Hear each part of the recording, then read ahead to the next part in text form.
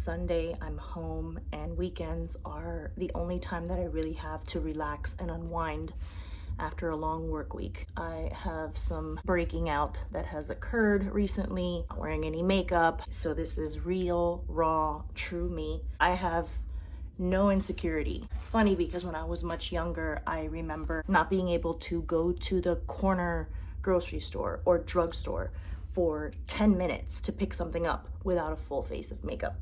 So it is quite liberating and refreshing, to say the least, to actually be able to post a video public for the world to see and not really have a concern about what people are going to think of me. And this is the beauty of getting older. Now, if my mom sees this, she will shame me for it. Tell me, what were you thinking? Just put on a little makeup, takes you 5 minutes. That's not the point. I can put on makeup, it would take me 5 minutes and I would look great. And I know I look great with makeup. I can look fabulous with makeup and hair. My hair needs to be washed. That's not the point. I'm confident and comfortable in who I am. How I appear, whether it's made up or not, whether it's in a fine dress or, something comfortable, is irrelevant. One of the things that I've been going through recently is the realization that, again, everything in life are ebbs and flows and, things are always changing, but I don't want a relationship. I don't want to be in a relationship. I don't want to date, and I don't want to look for a partner or a companion or a husband or a boyfriend. There was someone that I was seeing for quite some time, for about 2 years, that has since somewhat ended.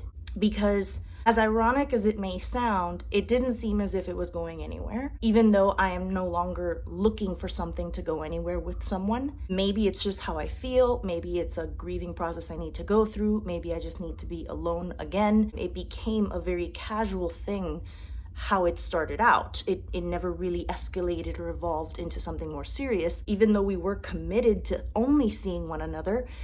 The problem that I had was the lack of growth. And by growth, I don't mean like growing closer, more intimate, more intertwined, like let's be married and move in together. I mean like growth. Like if you don't continue learning things, if you don't continue to expand your world by being open to new things and learning from your mistakes and trying new things and learning new skills and new things and new ways of generating income, and there's not going to be much growth or expansion in the quality of your life. It's essentially always going to be the same. And I have this problem.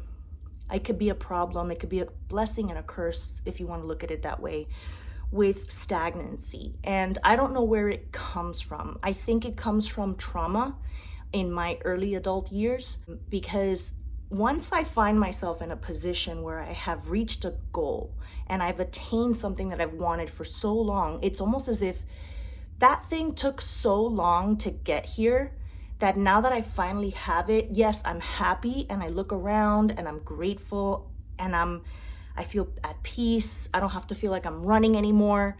But then it isn't long before I start feeling that little itch, that little bug that makes me want to start running again towards something new. And like I said, I don't know where it comes from, because when I was a child, it was the opposite. I was a very highly sensitive kid. I was very quiet, kept to myself, very shy, and very comfortable in my confinement.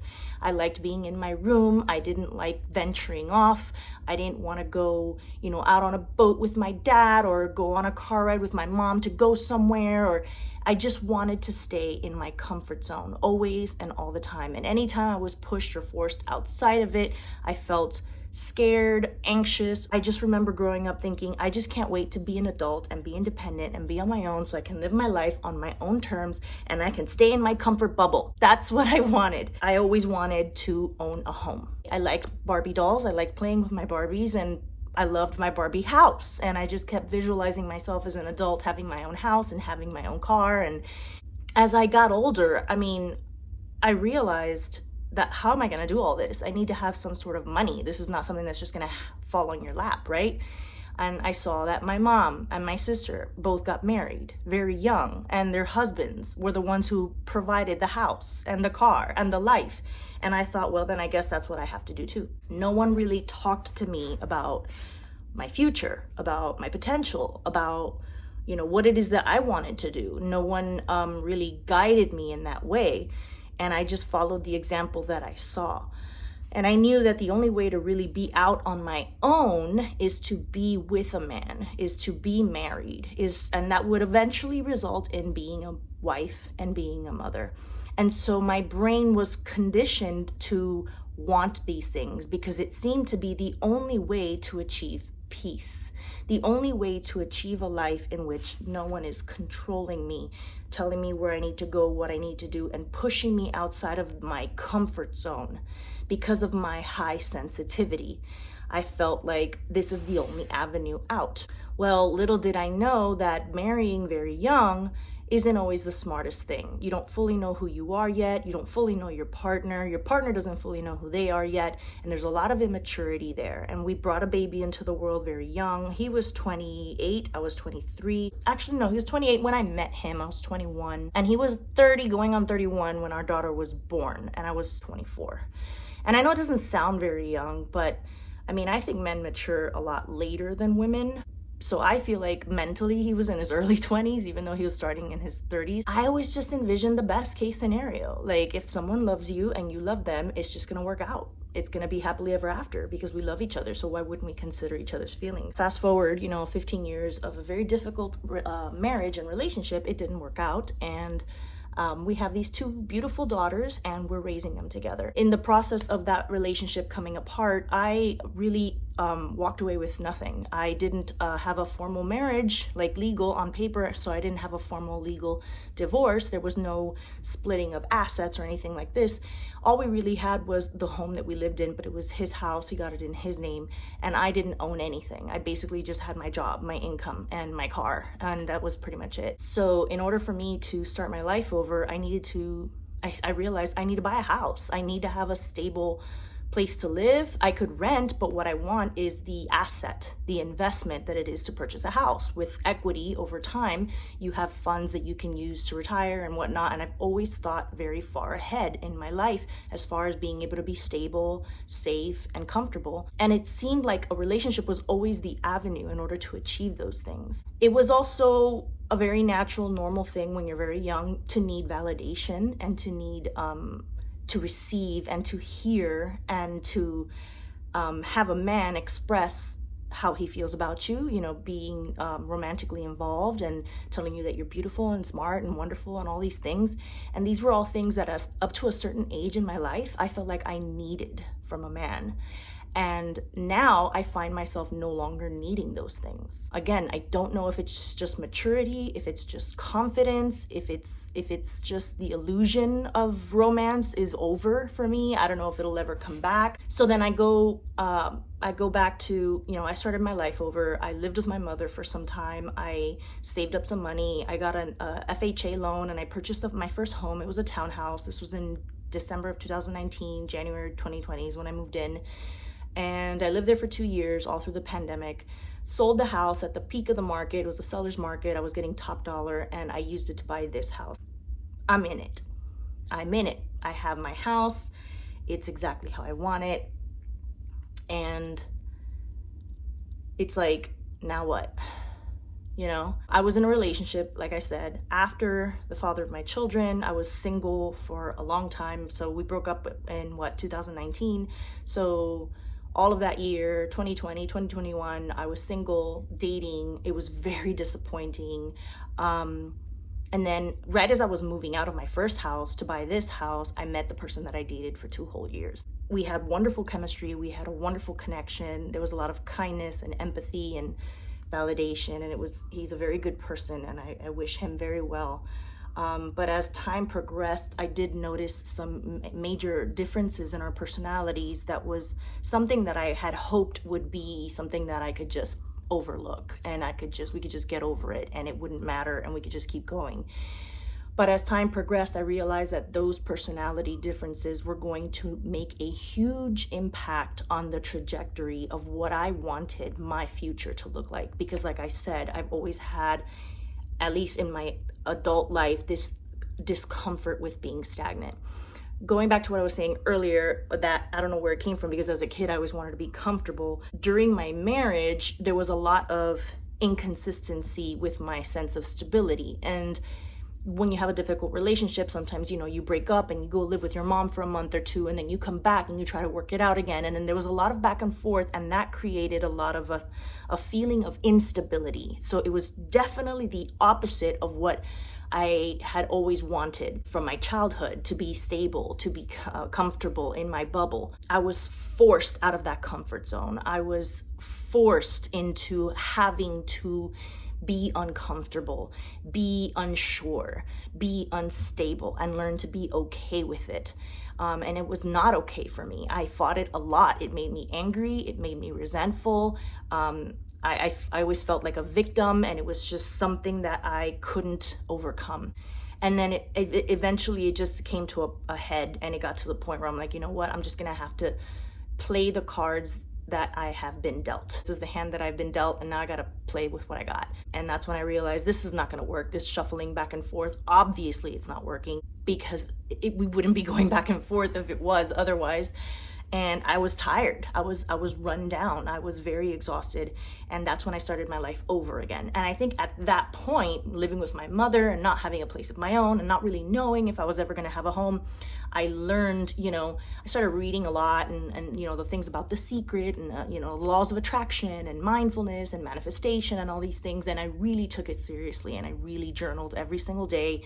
And I envisioned what I wanted, and I wanted to be a homeowner, and I wanted the stability. I wanted to have my own house, a place where I can come home, unlock the door, walk in, and it's just quiet, peaceful. It's my space. I can do what I want with it. If I don't want to do the dishes, if I do want to do the dishes, if I want to let the laundry pile up, if I want my house immaculately and impeccably clean and perfect, whatever it was that I wanted, I was going to do. And that's what I craved, my own bubble, my space, right?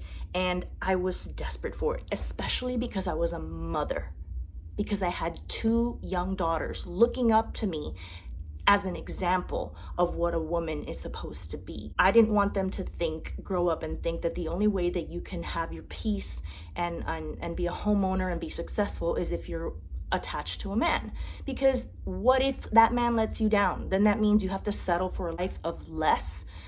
That's not fair, and that's not true, and I need to prove this to them. And I want them to have a comfortable space to call home that isn't only their father's house. I don't want them to come to their mother's house with our 50-50 co-parenting schedule and be like, oh, we're stuck in this little room at grandma's house, and then they go to dad's house and they have their own bedrooms and they have a swimming pool. I wanted to make a better life for them, and they were always at the forefront of my mind. It was never just for me, right? Yes, I wanted the bubble, but it was also because I had these children. Because I look now at my future, and I realize my daughter's 16. She's going to be a senior in high school next year. And the year after that, she's going to be in college, and she's probably going to leave town. And about, 8 years from now, same thing's going to happen with my second daughter. And then what's going to happen with me if I'm not in a relationship and I'm just here in this house? And that got me thinking about me. The empty nest era of my life is around the corner. I mean, it sounds like it's so far away, but it's really not. And so at that time, homeownership was important to me. I wanted to show my daughters that you can be a successful woman, you can be a homeowner on your own, but I also wanted a safe haven for them and for myself as well. And it happened. I made it happen. I really did do the whole secret law of attraction manifestation thing, where I put not just my thoughts into it, but I put my feelings into it. I acted and pretended and tried to feel as if I was already a homeowner, as if I already had it, and I made it happen. But anyway, this isn't a video about manifestation. It's just, I don't know why I'm just telling you that. But I come to this house, and it is finally the ultimate house. The other house was a townhouse. It was 20 miles away from my ex-husband, my mom, my grandmother. Like, most of my family lived a little more north, and I had to move very south because of my budget. And it was an association, and the houses were, connected by the walls because it was a townhome. So it's like, if they put a note on your door saying you have to pressure clean your roof, or you have to pressure clean your driveway because of whatever, or if you want to change a light bulb, make sure it's the right color light, and all these rules and restrictions. And I just, as much as I'd never wanted to move again, because I've moved so many times before, I saw it as, this is it. I'm not going anywhere. This is my forever house. But then, things took a turn and the house here became available, and it was very close to my mom and my ex-husband, so it was easier for me to be able to shuffle the kids back and forth and co-parent and, you know, have help from my mom when it's needed. And the opportunity presented itself and I just went ahead and I took it. So it's like, okay, now I'm in my forever home. And then that feeling settles in where it's like, when is it gonna feel like home? And then it starts to feel like home, and it's very peaceful, it's very relaxing. And I find myself waking up every Monday morning and taking my kids to school, or if they're with their father, just getting ready to go straight to work. When they're with me, I take them to school and then I go to work. I wake up 4 hours before I actually have to start working when I have my kids. So it's a long, long, long day. I'm very grateful for my job. I have a great job. I work for a great private company, a private practice. Everybody there is awesome. I feel like I'm compensated fairly. I cannot complain about my life. It's great. The traffic is horrible. It's because of the city that I live in, and my job is very far away, and that is really my one biggest grievance. But I come home at the end of the day and I'm so exhausted from the travel, the commute, the drive, and the distance, and having to deal with people all day, every day, not really having a lot of alone time, because I'm also an introvert. Even though I'm making this video and I don't mind putting myself out there talking to a camera, it's very strange. I'm an ambivert in a way. I like to talk. Because I spend a lot of time with my thoughts, and then there comes a point where it's like the water is bubbling over, the boiling water is bubbling over, and there's someone that you want to just spill it all out to, right? So I spill it out to a camera or to whoever's willing to listen. Eventually, I do feel exhausted and burnt out when I'm spending a lot of time with people or with any one particular person. It doesn't even matter who it is. I am the kind of person who needs to be alone in order to get my energy back and recharge myself to then be able to be around people again. So working a full-time job, 9 to 5, dealing with coworkers, dealing with patients, and then you're driving in the car and it's not just an open road of just like free driving and all you see is the road. You're driving with other people who are cutting you off and like taking red lights and doing all these crazy things, and you're still interacting with people and their behaviors and their decisions. And all of that is draining and exhausting for me to have to constantly be vigilant about the people around me. So I come home so exhausted that there's really nothing else that I can do except have dinner, take a shower, and lay on the couch and watch TV and go to bed. And so I sometimes do little things like, oh, this little trash can is full, let me take it out. Or, oh, let me just scrub this one toilet real quick so it's clean. I have a few dishes in the sink, but a lot of times I don't do anything. I'm not gonna do a load of laundry. Sometimes I leave the sink full of dishes. All these things have to be done. If you want a tour of my house, leave a comment below and let me know, and I will make sure the house is nice and clean, and I'll take you on a tour. But even on any regular given day, I can take you on a tour right now. So like, this is my room, but my bed is not made. But like, my room is pretty neat and picked up. I don't have stuff all over the floor. I'm not a slob. The weekends are the only time that I actually do have available to really do everything, right? To do all the loads of laundry, to do all of the dishes, to do all of the meal prepping or cooking. Thankfully, you know, my mom lives very close and she loves to cook and she provides meals for us most of the time. That is a blessing as well. But the point is that I find myself living that rat race life that, you know, I read about in Rich Dad, Poor Dad, and we all know is the American way, because the American dream is to own a home. I stumbled upon a video of a gentleman who was living in his car, and I think I mentioned this in one of my last videos that I posted, and that led to videos about van life, and that led to videos about people who are retired early and traveling the world, and that led to people who are traveling the world in their RVs or traveling the country, you know, seeing the United States. I do have a lot of appreciation for the beauty that is our own country. Now specifically, there was a lot of international places that I wanted to visit that would require a plane or a boat, but I'm realizing there's a lot of beauty to be seen in our own country. What better way than with one spectacular long 3, 4, 6 month, year-long road trip with, you know, a home on wheels. Again, the stagnancy of like looking at my life, and even though I'm grateful and appreciative of everything I have, it feels so good to come home every day and know that this is the bed that I can sleep in for the rest of my life. But every day I have to report to work. Every day I have to be there, and there's not a lot of time in my days for anything else. I don't go out that much. I can't really spend money going out getting drinks with friends or going out to dinner and restaurants because I'm on a tight budget. I'm trying to pay down some debts for the work this house required, and I'm trying to save up money for, savings account, emergency funds, and I'm trying to invest for my future, and I am contributing in my work 401k. So I'm planning and preparing for my future, but then I'm thinking about how do I want to spend my future? Like, if I don't want a relationship, and I don't know if that's going to change, there might be a day where that changes and I might have a male companion living with me. But I said in one of my previous videos that one of my fears of like meeting a person who perhaps is doing better than me is for them to say, come on over and live with me and move out of your house. And that's something that I don't want to do, because I don't want to shake up the stability that I finally made for myself after most of my adult life trying to settle in and create my stability. Even if it's a mansion, I don't want to go there. I want to be here.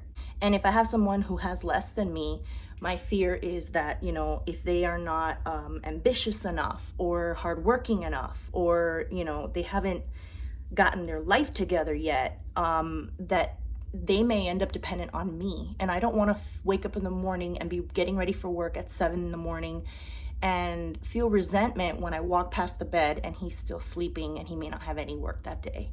And I'm earning more money than he is because I get up every single morning and I go to a consistent job every single day, and I lose 40 hours of my week at work. I try to make the best of it. I try to be happy with it. I'm grateful for it, but I am not able to go out and enjoy, being out on a boat on a Wednesday afternoon, because I sacrifice my days so that I can pay my bills, so that I can have my house and my stability. So you're here enjoying my house and my stability and the comforts of my home, but you're not sacrificing your days in order to sustain it and keep it going. There's issues that I have with the notion of being in a relationship now that I have become so independent. And it's not something that I feel sad about, because again, I don't know if it's something that comes with maturity, but I don't feel that need emotionally for a man's attention, approval, praise.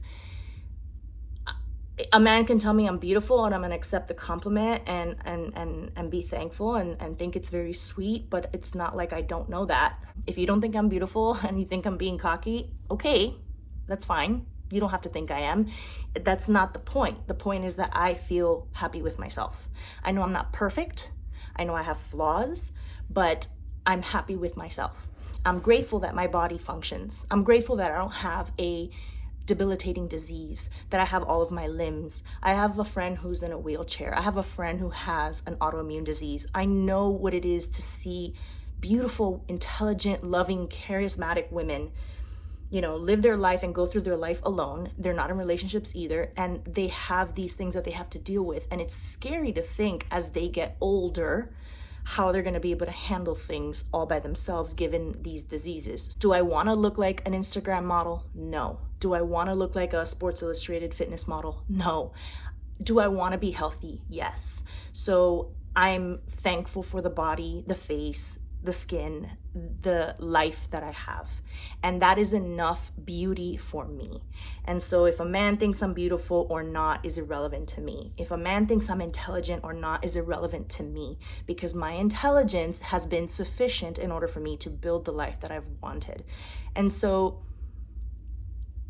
sex, yeah, there's toys and things that we can use. There's things that we can do to pleasure ourselves. But if it's only for that, if a man isn't going to add value to my existing life, if he isn't going to relieve some of my stress, right? So if I get home from work and he's already prepared dinner, let's say, in this case, I don't really need someone to prepare dinner because my mom does, but he's already done 2-3 loads of laundry, folded it and put it away, or he's already taken out the trash bins, or he's already washed the dishes, or if they're doing sufficient in order to make me feel like, oh my God, that's such a load off me, thank you. I'm out working all day making money. Maybe he doesn't make as much money, but he makes up for it in so many other ways. Or if he makes more money, then he facilitates me to be able to say, ask my employer if I can reduce my hours and work part-time so that I have less stress, so that I can pick up my daughters from school every single day, which would be something that I would love to do, but I can't. Then that would be another way in which they add value to my life. A person who has as much passion for adventure and travel as much as I do, who enjoys planning and preparing things so that we can have a trip scheduled, or things of that nature, in which I wake up every day and there's something that this person is contributing to my life, not that they're giving it to me, but just by being who they are, just by existing. If a person lives in their own house alone, a man lives alone in his own house. Well, in his own house, he had to do laundry and do dishes and take out the trash and do a bunch of chores. Why would he move into my house and not do anything? So he's just being himself if he's adding that value by doing those things in my house too. Or if he's always worked and always made, twice the amount of money that I've made, he's always paid all his bills. When we're in a relationship together, why wouldn't he, offer to pay for our trips? Or if we're in a serious committed relationship, say, you know what, I make enough money for the both of us. If you want to keep working, great. I made a video about this. I would never want to be 100% financially dependent on any man. And there's a lot of reasons for it. You can check out that video if you want. And I think the title on the thumbnail says, is it necessary? It's about talking about marriage or not being married, just being in a relationship or living apart together, like different relationship scenarios.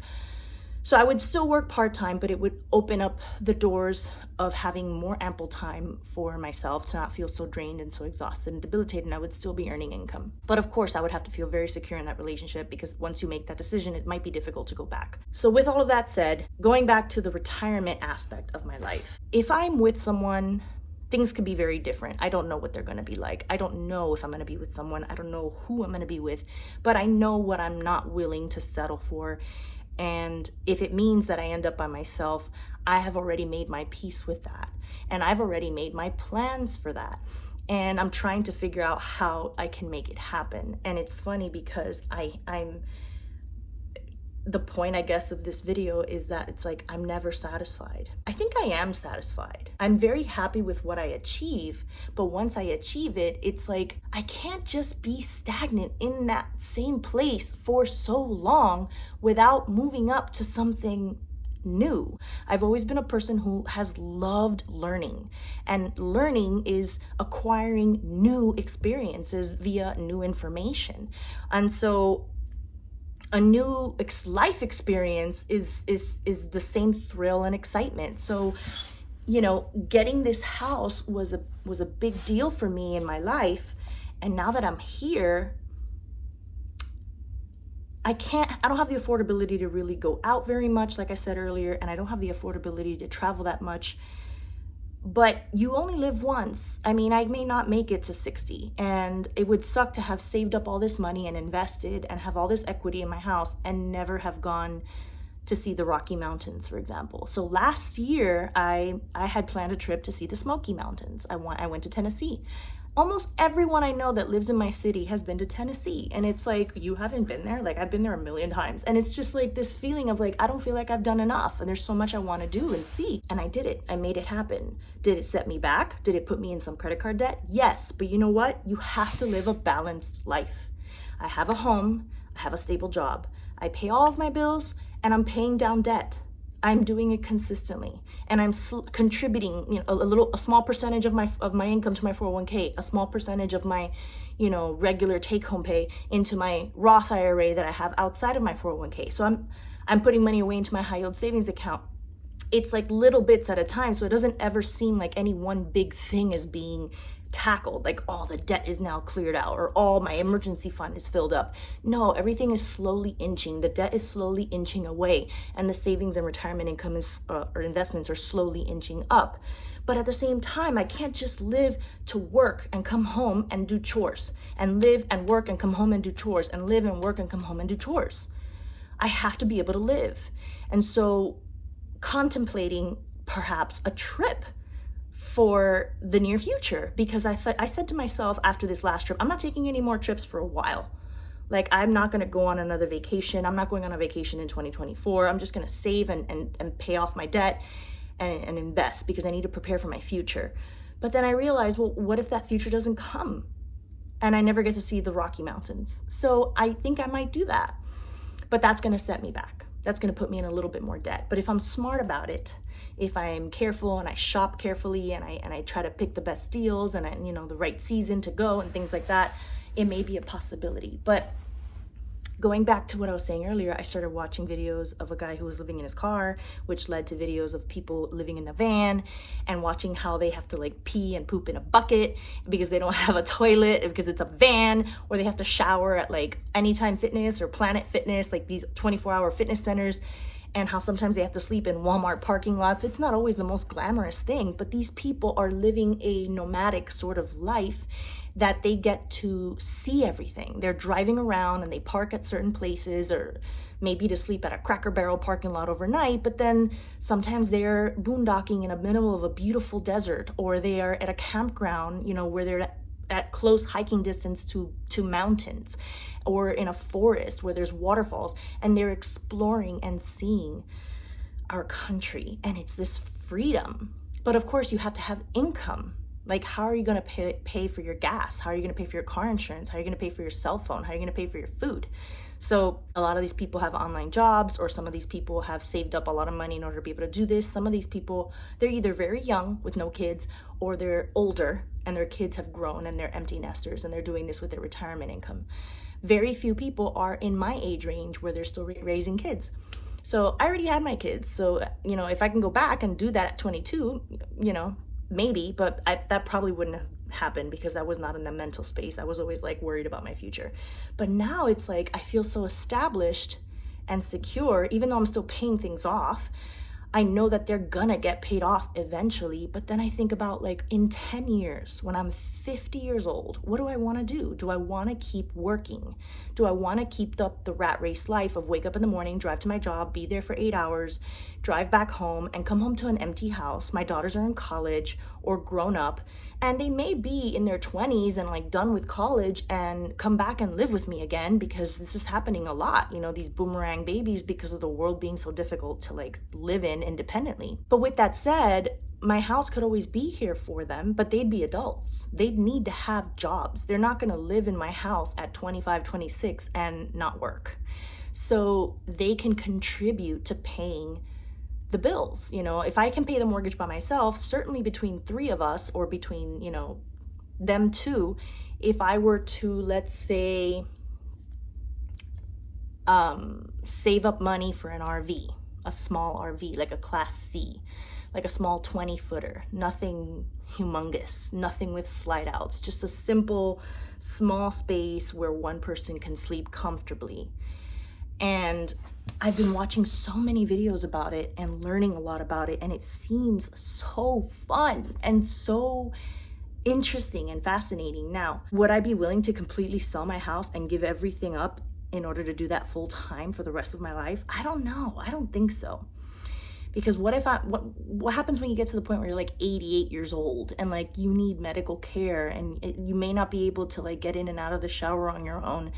There will come a time where eventually you will need help, or you will need a stable, brick and mortar, like how they call it, brick and sticks home.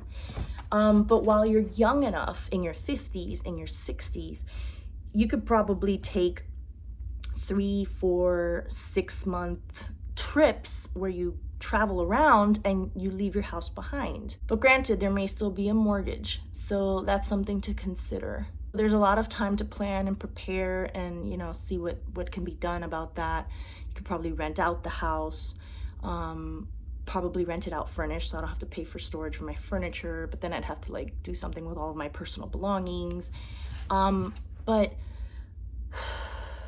it's something that has been on my mind for such a long time, because I'm realizing that the idea when I was younger that the only way that I can do the things I want to do in this life and have the things that I want to have, like have a house and travel, is by being married, by having a man who can lead me in that direction, who can pay for and plan for these things, and I'm just his happy little companion, his wife. That didn't work out for me, and it may never happen for me. And so if I was able to create the stability of creating my own home, this can't be all there is.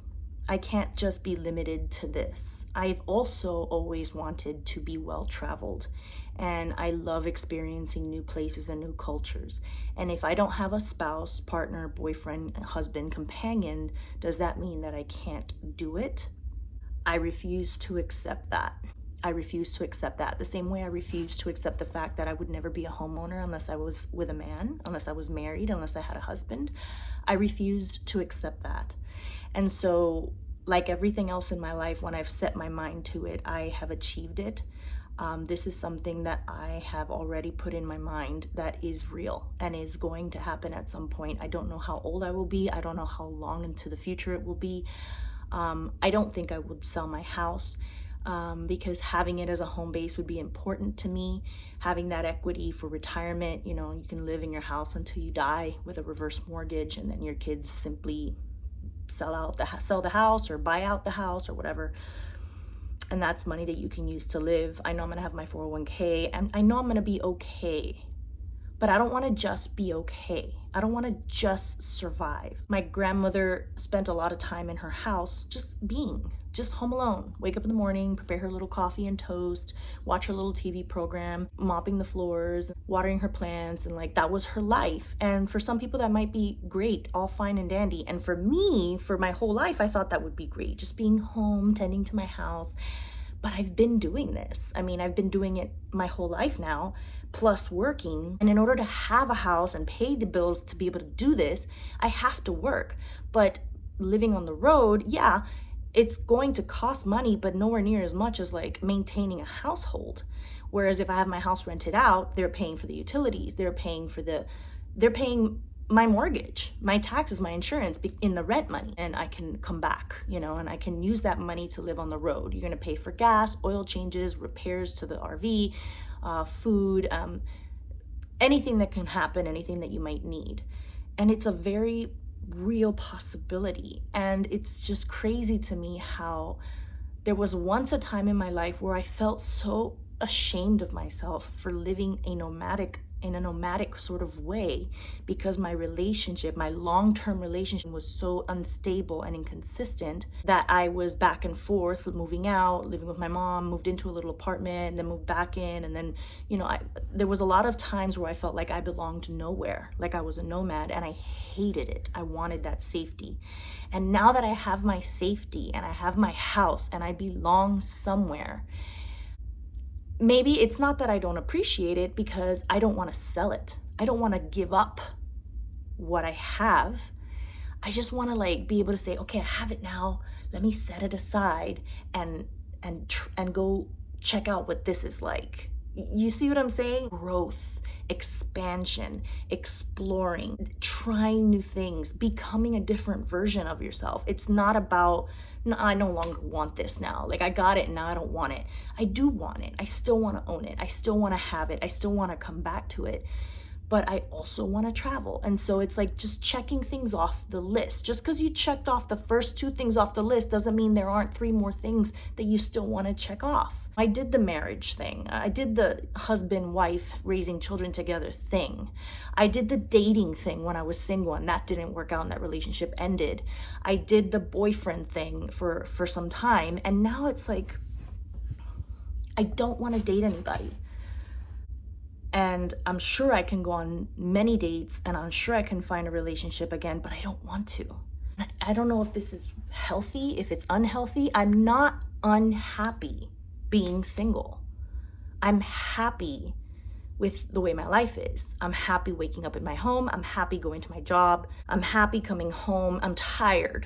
That is the only thing. I am tired, but I'm happy when my children are with me. I'm happy when my children are not with me. I'm happy to rest and relax and just binge watch RV life, van life videos, or whatever, like binge watch, you know, travel videos, or just taking care of my house and things. And I recently got this little bench for, like, I have this furniture, it's like a hall tree, and I got like a little portable desk that you fold up and you can put it like under the bed or something.